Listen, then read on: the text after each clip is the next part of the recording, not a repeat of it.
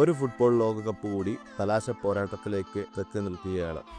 England, Argentina, France, Spain എന്നീ 4 ടീമുകളാണ് ഇനി അന്തിമ പോരാട്ടത്തിനിറങ്ങുന്നത്.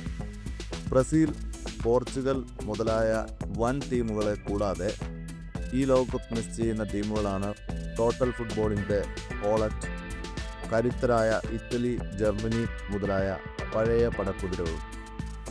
90കൾ മുതൽ 2000 ആണ്ടിൻ്റെ തുടക്കം വരെ ബ്രസീലിൻ്റെ സുവർണ തേരോട്ട കാലമായിരുന്നു.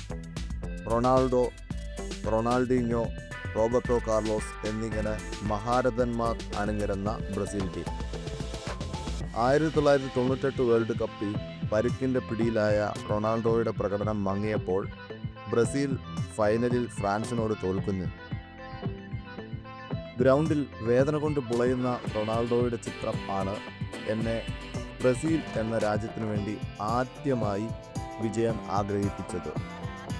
2002 പരിക്കുമാറി തിരിച്ചു വന്ന റൊണാൾഡോ ആ ലോകകപ്പിൽ ബ്രസീലിൻ്റെ ഗോളടി യന്ത്രമായി മാറി. ജർമ്മനിയെയും അതിൻ്റെ പേരുകേട്ട ഗോളി ഒലിവർ കാനെയും തകർത്തുകൊണ്ട് ബ്രസീൽ കപ്പ് നേടി. പിന്നീട് മെസ്സിയുടെയും ക്രിസ്ത്യാനോ റൊണാൾഡോയുടെയും യുഗം ആരംഭിച്ചു.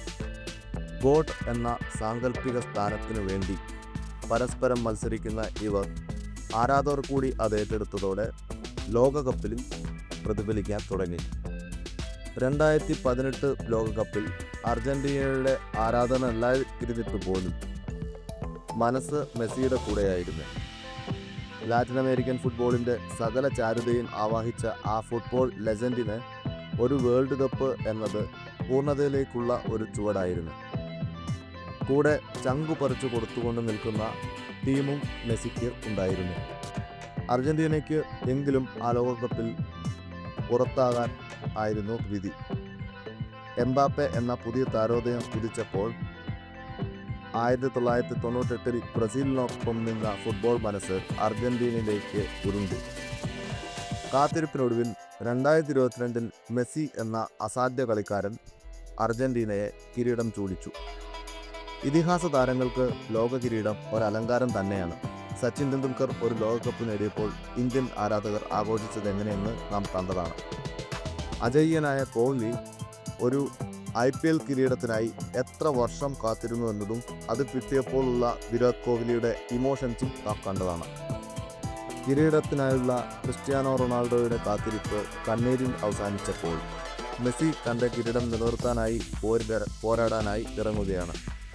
എംബാപ്പെ എന്ന ഭാവി സൂപ്പർ താരം കിരീടം തിരികെ പിടിക്കാനായി വേഗതയേറിയ കാലുകളുമായി പിടിക്കുമ്പോൾ കലാശപ്പോരാട്ടത്തിൽ എന്തു നടക്കുമെന്നത് ഇനി കാത്തിരിപ്പ് തന്നെ കാണണം.